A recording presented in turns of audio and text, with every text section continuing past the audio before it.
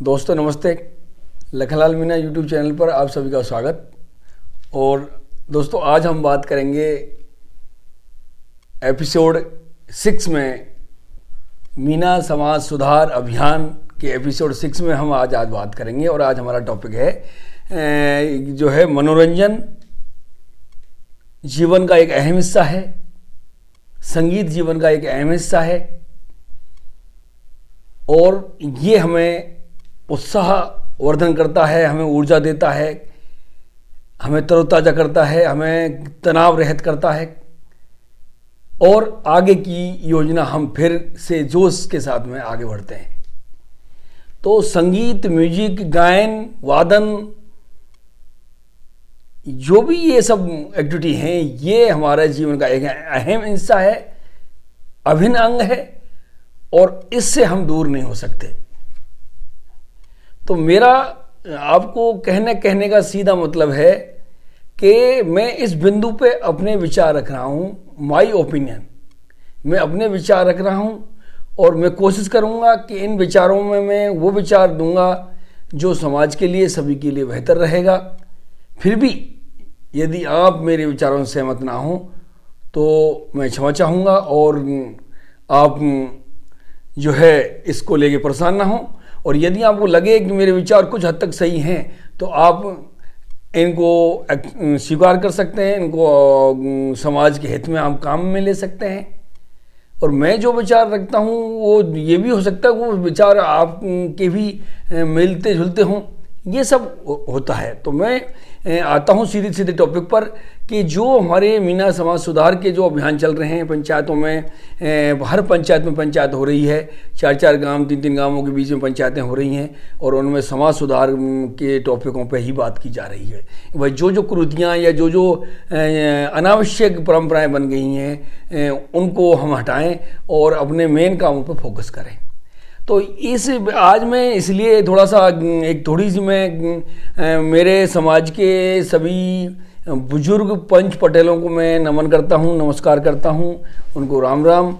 और सभी पढ़े लिखे कर्मचारी, अधिकारी या दूसरे बिजनेसमैन या जो भी हैं उन सभी को भी मेरा नमस्कार। और युवाओं को विशेषकर मतलब जो है नमस्कार मैं करूँगा, सभी को मेरा, छोटों को प्यार। और आज मैं बात कर रहा हूँ एक ऐसे टॉपिक पर जिस पर जो है मैं सोचता हूँ कि थोड़ी सी सब्सिडी होनी चाहिए, थोड़ी सी छूट होनी चाहिए। और वो टॉपिक है कि हमारे समाज ने डीजे, पहले हम जब 91-92 के आसपास ये बाजे बंद कर दिए गए थे जब हमारी शादी का प्रोग्राम हुआ था, उससे पहले ये बाजे बंद हो गए थे, लेकिन हमने उसको एक्सेप्ट किया। अब बहुत दिनों से अब चल रही थी इसकी बहस, तो अभी डीजे बंद कर दिए हैं। तो मैं सबसे पहले ये बात करूँगा कि आपको मैंने बताया था कि संगीत जो है, गायन, वादन, ये सब चीज़ें हमारे जीवन का अहम हिस्सा हैं। इनसे हम दूर नहीं हो सकते और हम इनको दूर नहीं कर सकते। अब बात ये आती है कि संगीत के मामले में, डीजे के मामले में, या बाजा जो है, बैंड बाजा जो है, ये चीज़ें जो बंद की गई, अब हम सबसे पहले हम सभी भाइयों को ये सोचना है कि आखिरकार ये बंद करने की नौबत क्यों आई। हम इस बात पर पहले ध्यान दें कि आखिरकार हम बैंड बाजा है या डीजे है जो हम शादियों में खासकर इसको काम में लेते हैं, आजकल तो ये चरम पर चल रहा है। तो बात ये आती है कि हमें अपने आज के युवाओं की जो भावनाओं की कदर भी करनी पड़ेगी, उनको भी हमारे युवाओं को भी हमें अपने साथ लेना पड़ेगा, क्योंकि उनको भी हम निराशा की तरफ नहीं धकेल सकते, उनको भी हम कुंठित नहीं कर सकते।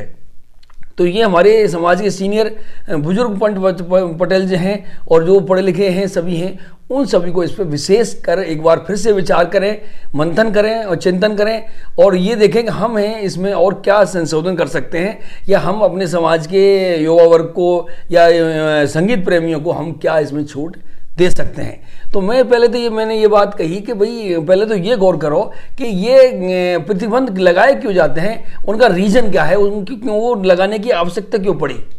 तो सबसे बड़ी बात यह है कि हमने ये देखा कि देखो इस समाज के अंदर कुछ लोग ही ऐसे होते हैं जो माहौल ख़राब करते हैं, और ये कुछ लोग जो है उन्हीं की वजह से, यानी यूँ कहें कि हम 100 में से 5% लोग ऐसे हैं जो माहौल ख़राब करते हैं और बाकी के लोग जो है अपनी ही धारा में रहते हैं।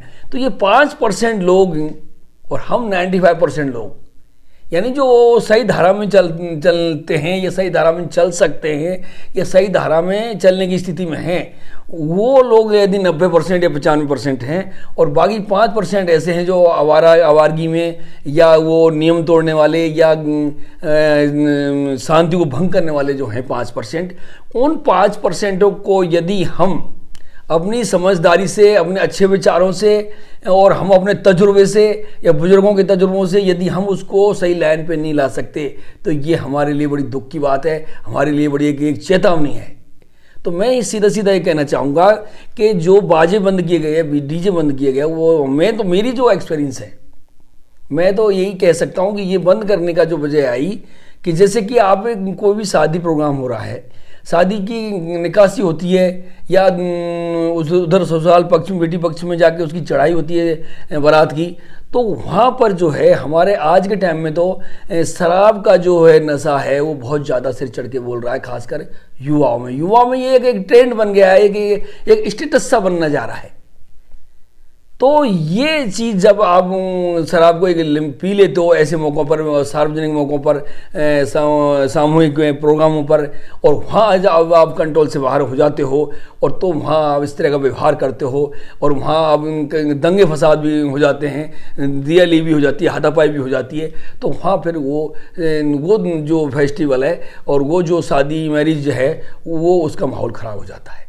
उसमें कई बार किसी को नुकसान हो जाता है, शारीरिक ज़्यादा चोटें लग जाती हैं, कई बार ऐसी घटनाएं घट जाती हैं। लड़कियों को यदि छेड़ देते हैं ऐसे में, नशे में, हमें होश नहीं रहता, तो वहाँ आजकल गाँव में 2 गुट बन जाते हैं, गाँव में गुटबाजी हो जाती है दोनों, और उसमें विपक्ष गुट का यदि किसी लड़की या किसी महिलाओं को यदि किसी ने छेड़ दिया बाई चांस है, तो वहाँ महाभारत खड़ी हो जाती है। तो ये बिंदु जो हैं उससे, और दूसरे की बारात जिस गांव से आई है उसकी छवि खराब होती है कि ये गांव वाले कैसे हैं जो यहाँ शराब पी के तमाशा कर रहे हैं, नाटक कर रहे हैं और शांति भंग कर रहे हैं, तो उस गांव की छवि खराब होती है, उस समाज की छवि खराब होती है। तो ये जो कारण हैं, मोटे मोटे जो कारण हैं, इनकी वजह से हमारे सीनियर सिटीजन्स को, बुजुर्ग पंच पटेलों को और पढ़े लिखे लोगों को इस बात पर वो उतर के आए कि क्यों ना ऐसे बंद कर दिया जाए। लेकिन कहने का मैं यहाँ ये बात कहूँगा कि जैसे कि जल, पानी जीवन का अभिन्न हिस्सा है, सांस लेना, पानी पीना, ये चीज़ें बुनियादी चीज़ें हैं जिनके बिना कोई भी नहीं रह सकता। अब इसका मतलब ये तो नहीं है कि आपका पानी बंद कर दिया जाए, आपको सांस लेना ही मना कर दिया जाए कि आप सांस ही नहीं लोगे या आप पानी नहीं पियोगे, पानी का काम नहीं लोगे। ऐसा हम नहीं कर सकते। हाँ, हम ये कर सकते हैं कि आप पानी का सदुपयोग करेंगे, आप पानी का वेस्टेज नहीं करेंगे, आप पानी को ऐसे नहीं बहाएंगे, आप पानी को सही जगह पर सही मात्रा में काम में लेंगे। ये हमारा काम है, समझदारों का, जागरूक लोगों का, समाज सुधारकों का ये काम है। उसको पूरी तरह बंद कर देना ये मैं सोचता हूँ ज़्यादा न्याय संगत नहीं है। तो वो बात यहाँ संगीत में भी मैं यही बात लेके आ रहा हूँ कि संगीत है, डीजे है, जो भी है, उस पर भी मैं लेके आ रहा हूँ। इसको पर ज़्यादा शक्ति दिखाना मैं सोचता हूँ हमारे मन को कुंठित करना या दुखी कर देना जैसा हो सकता है, और उसका असर कोई गलत असर हो जाए, उसका कोई दूसरी दिशा पकड़ ले, तो मैं सोचता हूँ कि इसमें जो है हमारे समाज के लोगों को फिर से सोचना चाहिए और उनको इस नियम को मॉडिफाई करके और एक बार चेतावनी के साथ में आप जो है इसमें सब्सिडी दी जा सकती है, छूट दी जा सकती है। जैसे कि मैं आपको एक सलाह देता हूं कि इसमें छूट किस आधार पर दे सकते हैं कि मैंने जो कहा कि भाई जिन कारणों से हम बंद कर रहे हैं उन कारणों को हटाओ।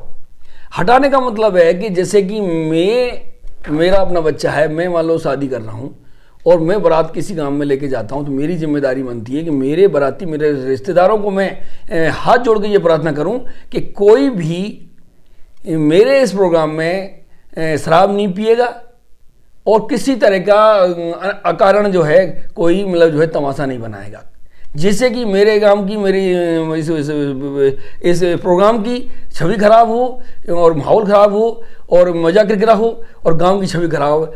ऐसा कोई भी बाराती रिश्तेदार ऐसा नहीं करेगा।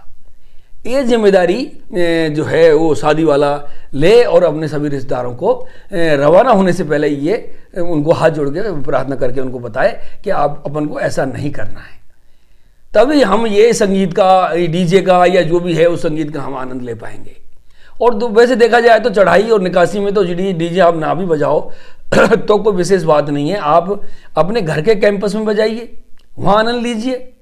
उधर बेटी वाले के पक्ष में उनके कैंपस में वहाँ लीजिए। और दूसरी बात ये भी है, सरकार, राजस्थान सरकार हो या केंद्र सरकार हो, वो भी ये गाइडलाइन देती है कि आपको रात के 10 बजे तक ये डीजे या ये संगीत बजाना है और रात के 10 बजे तक, उसके बाद में नहीं बजाना है। दिन में फिर उसके बाद 6 बजे के बाद में आप यूज कर सकते हो। तो ये गाइडलाइनों का भी हमें समाज को देना है, ये भी संदेश कि आपको ये संगीत का इस्तेमाल करना है, आनंद लेना है, लेकिन आपको ये सावधानी भी रखनी है।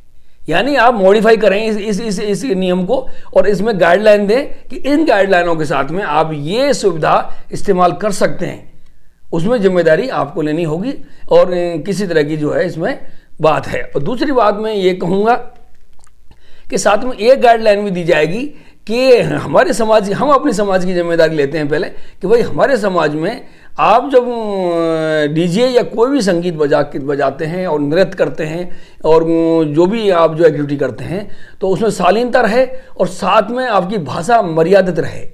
कहने का मतलब कि आजकल के जो है डबल मीनिंग वाले गीत चल गए हैं, जिसमें एक भद्दी भाषा, गंदी भाषा का इस्तेमाल किया जा रहा है। मतलब शॉर्टकट में गायक जो है शॉर्टकट में लिखते हैं और वो सीधे सीधे महिलाओं पर एक सेक्स गाली होती है, वो इस तरह की जो है उन गीतों का इस्तेमाल कर रहे हैं। मतलब नृत्य में जो बजाए जाते हैं ज़्यादातर गाने ऐसे हैं, डबल अर्थ वाले और गंदी भाषा वाले हैं। तो ये गाने का इस्तेमाल ना किया जाए, क्योंकि अच्छे गाने भी बहुत हैं ऐसे जिस पर उनको बजाया जा सकता है, जिनमें शालीनता है, जिनमें नृत्य है, जिनमें संगीत है और उन पर आप अपना नृत्य कर सकते हैं, महिलाएं नृत्य कर सकती हैं। और महिलाएं नृत्य करें तो पुरुष जो है शालीनता से उसका आप जो है अच्छे दर्शक बन के उनका आनंद लें और किसी तरह का कमेंट ना करें। और ऐसे ही जो है पुरुष जो हैं तो महिलाएं भी अपने शांति से उसका आनंद लें। तो ऐसे ही एक व्यवस्था बनाइए। आपकी चीज़ को बंद कर देना मैं सोचता हूँ ज़्यादा कोई फ्रूटफुल नहीं है। हाँ, आप उसमें मॉडिफाई कीजिए, उसमें गाइडलाइन दीजिए, उसमें एक कुछ सख्त लाइन एक दो दे सकते हैं कि भाई आपको ये इस्तेमाल करना है, लेकिन इसको इस तरह करना है। आप आउट ऑफ ऑर्डर नहीं जाएंगे, आप मतलब जो है आपको तरीके से काम करना है।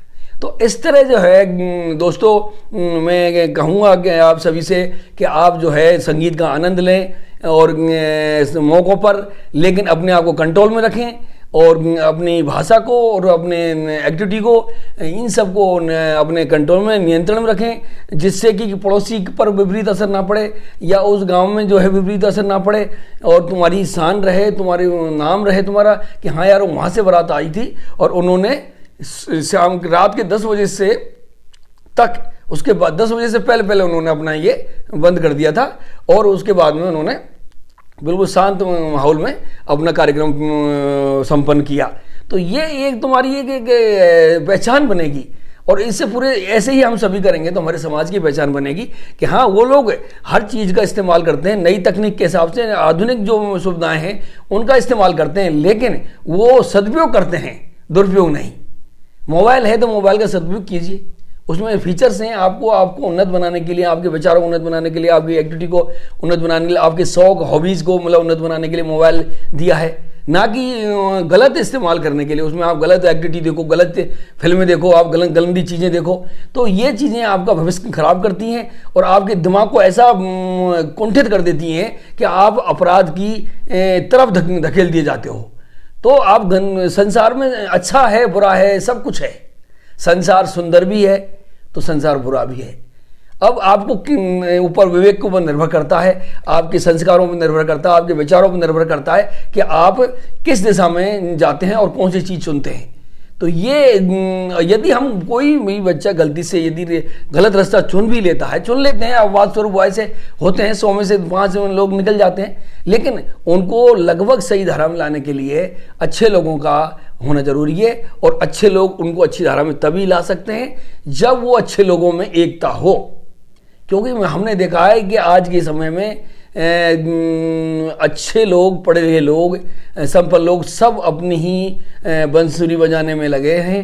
वो समाज सुधार या किसी जिम्मेदारी ने उठाने के लिए तैयार नहीं है, क्योंकि आज के टाइम में कोई मानता नहीं है। लेकिन मैं कहता हूँ कि आज भी यदि समझदार लोग, वैचारिक लोग, अच्छे लोग यदि एक जगह बैठेंगे तो वो ताकत उस बुरी ताकत को हरा देगी और उसको सही धारा में ले आएगी, मुख्य धारा में ले आएगी और वो ऐब छोड़ देगा।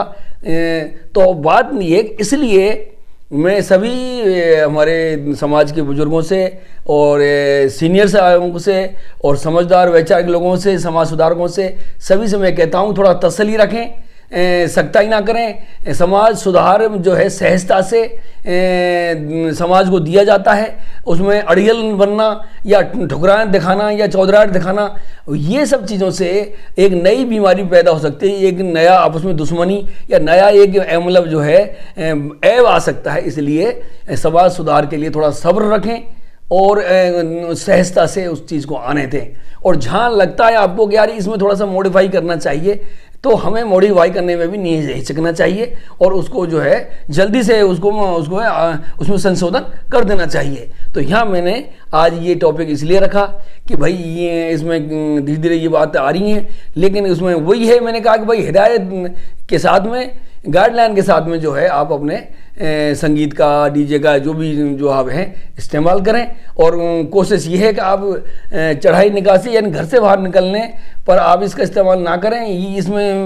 इसके बिना तो हम काम चला सकते हैं।